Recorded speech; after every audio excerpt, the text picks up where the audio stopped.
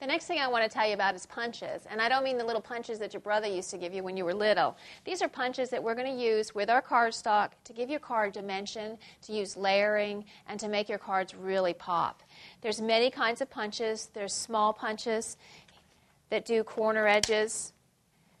There's large punches that do circles. When you're using your punches, you might think it's odd, but you actually turn the punch upside down, slide your paper in, and it kind of holds it. So before you punch it, it's solid there, and then just punch with both fingers, and you've got your punch ready to go. And there's also layering with punches. So you can do the same circle punch, and we're going to make a layer. So I've got 2 punches of the circle, and I've layered them. This is really cute for doing little designs on cards. You can punch circles into cards, so when they open, the saying is behind the card. There's 1,000,001 things to do with punches. There's a lot of different punches out there, so have fun, go out there, and use your punches.